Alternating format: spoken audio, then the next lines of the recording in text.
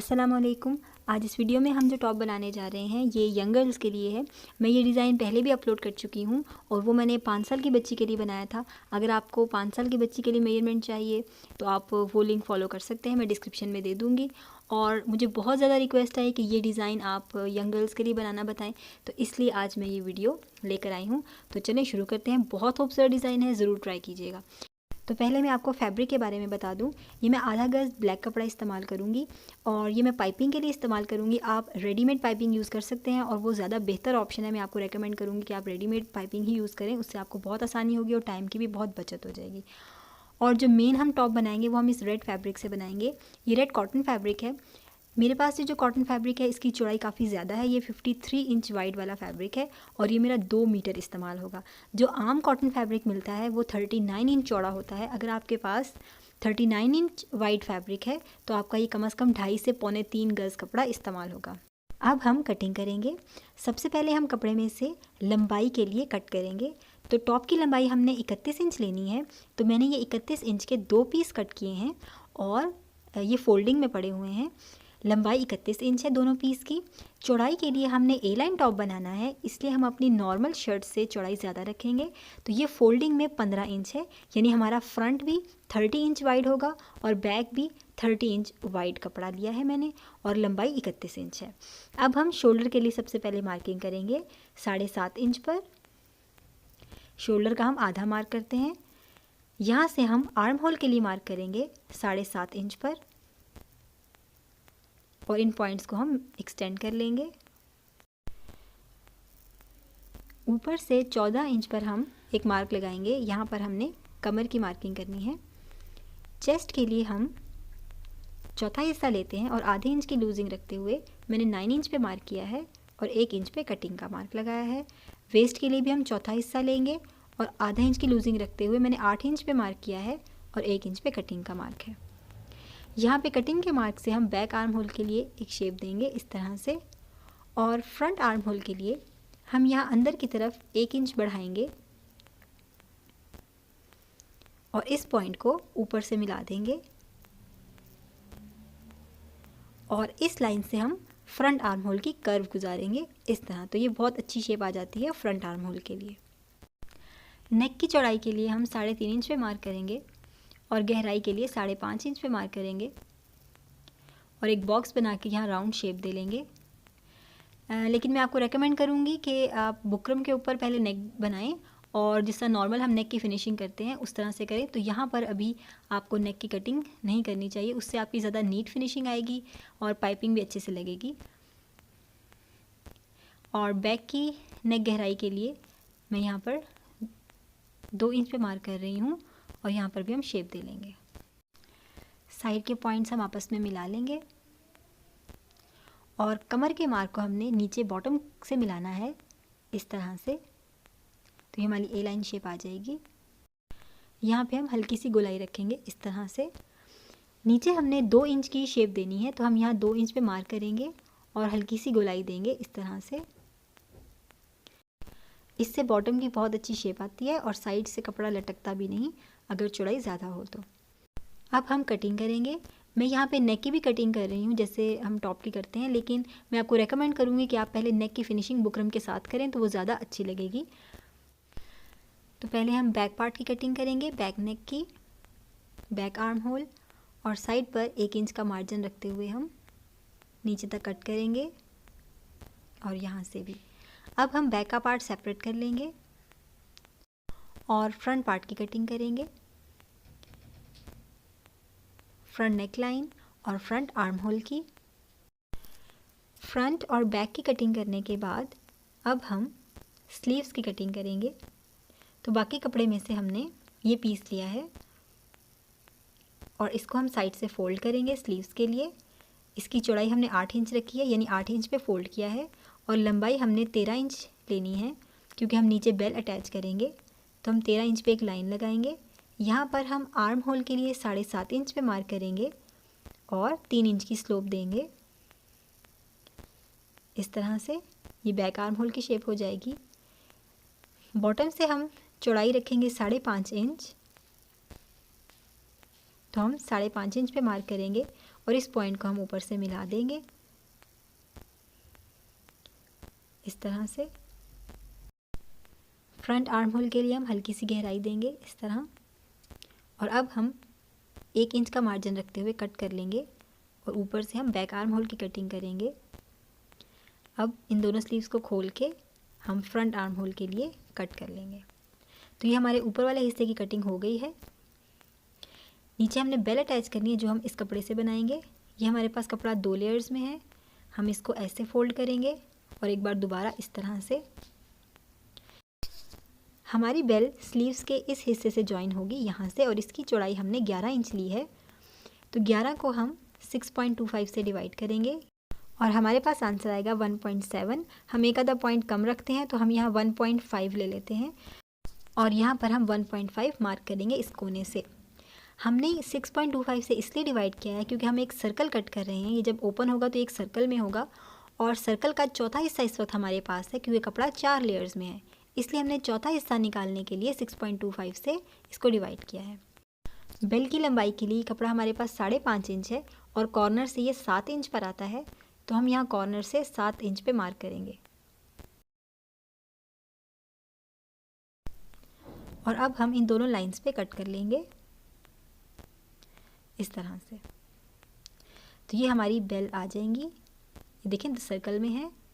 ये 2 बेल्स हैं दोनों स्लीव्स के लिए। ये इस तरह से अटैच होगी हमारे ऊपर वाले हिस्से से। अब हम शर्ट की फ्रंट और बैक को आपस में मिलाएंगे राइट साइड्स को, और शोल्डर अटैच कर लेंगे शोल्डर स्लोप रखते हुए। तो ये देखिए हमने शोल्डर अटैच कर लिए हैं, फ्रंट और बैक आपस में जॉइन है। अब हम नेक लाइन की फिनिशिंग करेंगे। इसके लिए हमने ये पाइपिंग तैयार की है और इसके लिए हमने 1.5 इंच चौड़ी पट्टियाँ काटी हैं और दोनों साइड से फोल्ड करके अच्छे से प्रेस कर लिया है। अब हम फैब्रिक को बीच में रख के ऐसे फोल्ड करेंगे और पाइपिंग लग जाएगी। और ये तिरछी पट्टियाँ हमने काटनी है, सीधी पट्टियाँ नहीं काटनी। और मैं आपको रेकमेंड करूँगी कि आप बाज़ार से रेडीमेड मिलती है बनी हुई, और बहुत आसानी हो जाएगी अगर आप वो बनी हुई पाइपिंग यूज़ करें। तो ये देखिए हम इस तरह फैब्रिक को बीच में रखेंगे, ऐसे फोल्ड करेंगे और टॉप स्टिच कर लेंगे।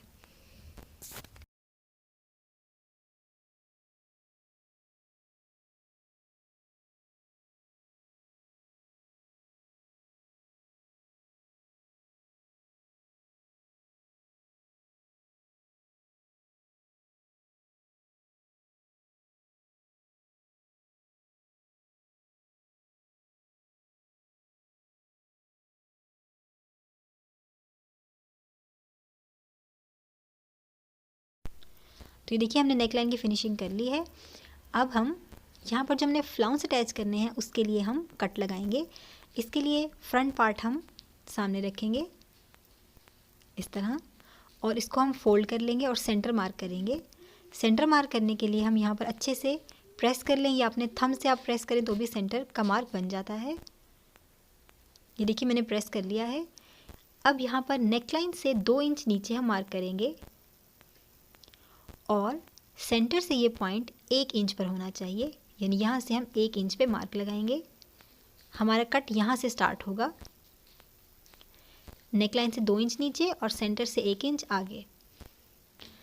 अब इस पॉइंट को हमने नीचे बॉटम से मिलाना है यहाँ से, और ये लाइन साइड की सिलाई से बिल्कुल एक जैसे फासनी चाहिए। तो साइड की जो सिलाई का निशान है इसको मैं ज़रा डार्क कर लेती हूँ। ये देखिए ये स्केल हमने बिल्कुल बराबर के फासले पर रखा है इस तरह, और यहाँ पर हम एक लाइन लगाएंगे। इस जगह से हमने कट करना है। पहले हम इसकी लंबाई चेक कर लेते हैं। ये हमारे फ्लाउंस की लंबाई होगी और ये 25 इंच है। बॉटम से हम आधा इंच छोड़ के लेंगे तो हम 24.5 इंच फ्लाउंस की लंबाई रखेंगे।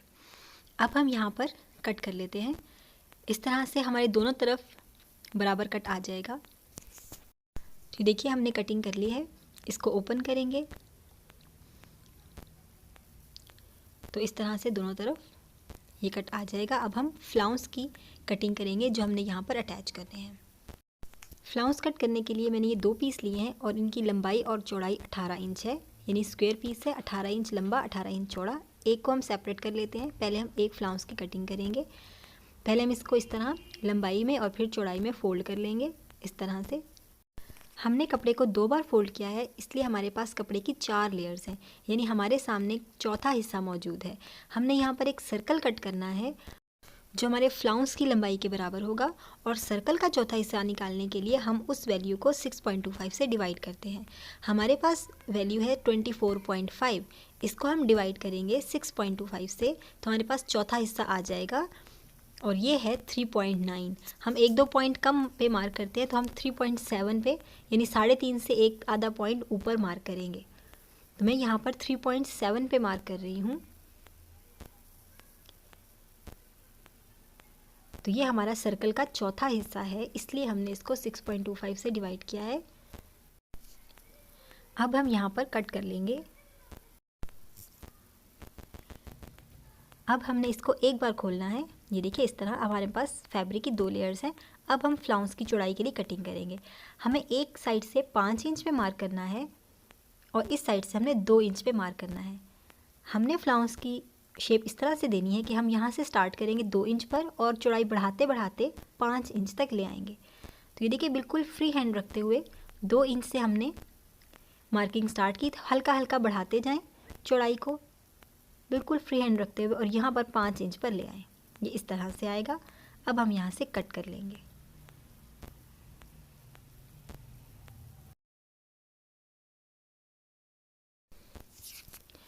तो ये देखिए हमारे फ्लाउंस इस तरह आएगा, इसको हम ओपन कर लेंगे। तो ये हमारी लंबाई है, ये देखिए ये सर्कल था, ये सर्कल था, इस तरह से हमारे पास चौथा हिस्सा था सामने। तो अब ये ओपन करेंगे और ये हमारे फ्लाउंस की लंबाई हो। बिल्कुल इसी को पैटर्न रखते हुए हम दूसरे फ्लाउंस की भी कटिंग कर लेंगे। तो इसको सिंगल फोल्ड में रखते हुए हम फ्लाउंस इसके ऊपर रखेंगे, यहाँ पर हम पिन्स लगा लेंगे और इसी शेप में हम कट कर लेंगे। पिन्स पहले लगा लीजिए ताकि फ्लाउंस अपनी जगह से हिले नहीं और एग्जैक्टली यही शेप आए। तो ये देखिए हमने दूसरे फ्लाउंस की भी कटिंग कर ली है, ये इस तरह से है। अब हमने इसके बाहर वाली साइड पर पाइपिंग लगानी है, बिल्कुल उसी तरह से जैसे हमने पहले नेकलाइन पर लगाई थी। यहाँ पे पाइपिंग लगाते हुए आपने थोड़ा सा ध्यान रखना है कि कपड़ा बिल्कुल नहीं खींचना, ना पाइपिंग खींचनी है और ना ही फ्लाउंस को आपने खींचना है, क्योंकि ये अरेब में है और जितना आप खींचेंगे ये बढ़ता जाएगा। तो प्रेशर फुट के पीछे से आप थोड़ा सा खींच सकते हैं, लेकिन आगे से बिल्कुल कपड़े को भी नहीं खींचना और ना ही पाइपिंग को। बिल्कुल आराम से फैब्रिक को पाइपिंग के दरमियान में रखते हुए फोल्ड करें और टॉप स्टिच कर लें। तो ये देखिए हमने दोनों फ्लाउंस में पाइपिंग अटैच कर ली है और ये बहुत ही ज़्यादा खूबसूरत लग रही है। अब हमने इसको यहाँ कमीज़ के कट पर अटैच करना है। राइट साइड को हमने यहाँ ऊपर की तरफ रखना है क्योंकि ये इस तरह अटैच होगी। हम यहाँ पर इसको एडजस्ट करेंगे। अब ये चूँकि अरेब में है, इसको खींचना बिल्कुल भी नहीं है, बिल्कुल आराम से रखना है। नीचे से हमने आधा इंच छोड़ के फ्लाउंस लगाना है क्योंकि हमने नीचे पाइपिंग करनी है। यहाँ पर हम फ्लाउंस को पहले इस तरह सिलाई लगा लेंगे, अपनी जगह पर फिक्स हो जाएगा। फिर हम दूसरी साइड को ऐसे पलटकर और यहाँ पर सिलाई लगाएंगे। तो ये देखिए हमने फ्लाउंस अटैच कर लिया है। फ्लाउंस सिलाई करते हुए आपने ध्यान रखना है कि कोई भी चुनट बीच में नहीं आनी चाहिए। मैं दूसरा फ्लाउंस अटैच करते हुए आपको स्टिचिंग दिखाऊंगी। अब हम इसको यहाँ पर पलटेंगे और अब हमने इसकी सिलाई लगानी है और ये सिलाई हम इस साइड से लगाएंगे जहाँ पर हमें फ्लाउंस की सिलाई ऑलरेडी नज़र आ रही है। तो ये देखिए हमने सिलाई कर लिया है। यहाँ से हमने मार्जिन बिल्कुल कम करते जाना है और यहाँ तक आके बिल्कुल मिला देना है इस तरह से। अब हम दूसरा फ्लाउंस अटैच करेंगे। ये हमारा फ्लाउंस है, यहाँ पर हम पहले फ्लाउंस को स्टिच करेंगे, इसके बाद दूसरी साइड पलटकर और यहाँ सिलाई लगाएंगे। तो ये देखिए हम यहाँ इस कट से स्टार्ट कर रहे हैं, बिल्कुल कट के साथ मिला के हमने फ्लाउंस रखा है और यहाँ भी हमारा मार्जिन बहुत कम होगा और आगे आगे हम मार्जिन बढ़ाते जाएंगे। अब चुनट बिल्कुल नहीं आनी चाहिए फ्लाउंस में। उसका तरीका ये है कि आप बिल्कुल सिलाई अपनी आराम से लगाएं और घेरे को नीडल से पीछे की तरफ करते जाएं। हल्की सी सिलाई लगाएं और जब भी वो घेरा आए, चुनट आए, तो आप उसको नीडल से पीछे की तरफ कर दें। और जैसा कि आप देख सकते हैं कि मैंने पिन्स लगाई हुई हैं, तो पहले आप पिन्स लगा लें, उसके बाद सिलाई करें तो आपको और भी ज़्यादा आसानी हो जाती है, कोई मुश्किल नहीं आती।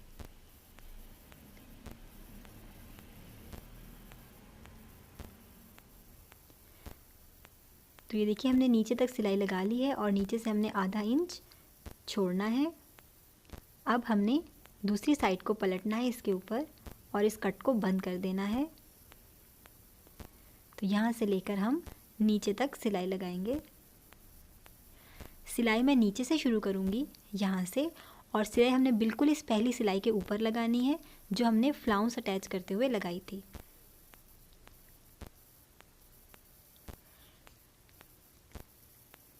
आप यहाँ फिंगर से सिलाई को अच्छे से ऐसे दबा लें, इससे पता चल जाएगा कि कोई फालतू कपड़ा सिलाई के नीचे ना आए, यानी फ्लाउंस का कोई भी हिस्सा इस सिलाई के नीचे ना आए।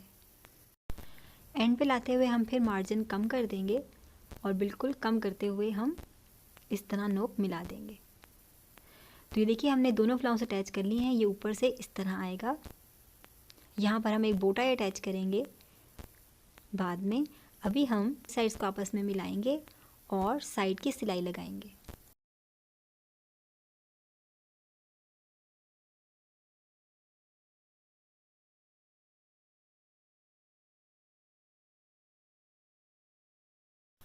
और बॉटम पर हम इसी तरह से पाइपिंग करेंगे जैसे हमने नेकलाइन और फ्लाउंस वगैरह पे की है। तो ये देखिए हमने पाइपिंग भी कर ली है, साइड की सिलाई भी लगा ली है। अब हमने स्लीव्स अटैच करनी है। तो हम अपने टॉप को पहले उल्टा कर लेंगे और यहाँ पर अब हम स्लीव्स अटैच करेंगे। स्लीव्स की कटिंग हम ऑलरेडी कर चुके हैं और जो हमने बेल लगानी है इसके घेरे पर भी मैंने पाइपिंग लगा ली है। तो हम पहले पाइपिंग लगाएंगे। अब हमने इसको अटैच करना है, उसके लिए हम पहले साइड की सिलाई लगाएंगे। साइड की सिलाई लगाने से ये देखें ये सर्कल बन जाएगा और हमने इसको बेल से अटैच करना है। तो हम स्लीव को सीधा करेंगे और बेल की भी सीधी साइड हमारे सामने है। यहाँ पर हम रखेंगे, इसको पलटेंगे और दोनों सर्कल्स को ऐसे सिलाई लगा लेंगे। इसके लिए पहले ये देखिए मैंने पिन्स लगाई हैं और अब हम सिलाई लगा लेंगे। तो ये देखिए हमारी स्लीव्स रेडी हैं। बेल अटैच करते हुए अगर इस सर्कल की चौड़ाई बढ़ जाए तो आपने यहाँ से मार्जिन थोड़ा सा कम कर लें और इसकी चौड़ाई बढ़ा लें, तो आपको ईज़िली बेल अटैच हो जाएगी। या इसका एक और तरीका ये है कि आप यहाँ बेल को यहाँ से एक साइड से कट कर लें और स्लीव की जो साइड की सिलाई है वो भी आप अभी ना लगाएं। स्लीव भी सीधी रखें और बेल भी सीधी होगी, इन दोनों को आपस में अटैच करके, और साइड की सिलाई फिर बाद में आप इकट्ठी लगा लें। तो देखिए ये राइट साइड है। अब हमने इसको शर्ट से अटैच करना है। शर्ट हमारी उल्टी है और स्लीव हमारी सीधी है। हम यहाँ पर इस तरह अंदर लेकर जाएंगे। ये फ्रंट पे आना चाहिए और साइड की सिलाई से मिलाएंगे और इस तरह से पूरे आर्म होल को हम आपस में स्टिच कर लेंगे। तो ये बहुत आसान तरीका है स्लीव अटैच करने का। इसी मेथड से हमने ये दोनों स्लीव्स अटैच कर ली हैं। और ये देखिए अब हम यहाँ पर एक बो टाई अटैच करेंगे। इसके लिए मैंने ये एक स्ट्रिप ली है। इसकी लंबाई 4 इंच है और इसकी चौड़ाई 18 इंच है। हम इसको फोल्ड करेंगे और कट कर लेंगे। ये 2 पीस हो गए। अब हम ये 2 ब्लैक स्ट्रिप्स लेंगे और इसको फोल्ड करेंगे। वन साइड हम यहाँ अंदर की तरफ रखेंगे और यहाँ पर रखते हुए हम सिलाई लगाएंगे। इसी तरह दूसरी तरफ भी हम इस स्ट्रिप को फोल्ड करेंगे। वन साइड अंदर की तरफ रखते हुए हम यहाँ पर सिलाई लगा लेंगे। ये हमारी पाइपिंग होगी। ये देखिए हमने ये सिलाई लगा ली है। इस तरह से हमारी पाइपिंग बिल्कुल बराबर आएगी। अब हम इसके ऊपर दूसरी पट्टी रखेंगे और यहाँ पर सिलाई लगाएंगे। सिलाई हम दूसरी साइड से लगाएंगे जहाँ पर हमें पिछली सिलाई नज़र आ रही है। तो ये देखिए हमने ये सिलाई लगा ली है। अब हम इसको सीधा करेंगे तो हमारी बिल्कुल नीट पाइपिंग दोनों साइड से बन जाएगी। इसके बाद हम साइड्स के दोनों एंड्स को आपस में मिलाएंगे इस तरह से और इनको सिलाई लगा लेंगे थोड़ा सा ओवरलैप करते हुए। ये हमने सिलाई लगा ली है। अब हमने इस हिस्से को इस तरह नीडल और थ्रेड से ऐसे चुनटे देंगे और ऐसे रैप कर लेंगे और इसके बाद इस हिस्से को हम ऐसे प्लीट्स देंगे तो हमारी अच्छी सी बो बन जाएगी। अब हम इसको सेंटर में रैप कर लेंगे। पहले धागे से अच्छी तरह से रैप कर लें और इसके बाद ब्लैक स्ट्रिप से इसको हम रैप करेंगे और यहाँ पर हम फिर 2-3 बार अच्छे से सिलाई लगा लेंगे और हमारी बो रेडी हो जाएगी। अब हम इसको अपने ड्रेस पर अटैच कर लेंगे। तो ये देखिए हमने बो टाई भी अटैच कर ली है और ये ड्रेस हमारा बिल्कुल कंप्लीट हो गया है। बहुत खूबसूरत लग रहा है, ज़रूर ट्राई कीजिएगा। आई होप कि आपको ये वीडियो बहुत अच्छी लगी होगी। और एक बात मैं आपको बताती चलूँ कि इसमें मैंने बेल स्लीव्स बनाई हैं, जबकि ओरिजिनल जो डिज़ाइन है उसमें कैप स्लीव्स हैं। जो मैंने 5 साल की बच्ची के लिए डिज़ाइन बनाया था यही वाला, उसमें मैंने कैप स्लीव्स ही बनाई थी और उसका लिंक डिस्क्रिप्शन में है। और अगर आप कैप स्लीव्स बनाना चाहें तो आप उसको फॉलो कर सकते हैं। और ये चूँकि मैंने बड़ी लड़कियों के लिए बनाई है इसलिए मैंने बेल्ट स्लीव्स बनाई हैं और ये इससे ज़्यादा ग्रेसफुल लग रहा है। और आई होप कि आपको ये बहुत अच्छा लगा होगा। Thank you so much for watching और अगली वीडियो तक के लिए अल्लाह।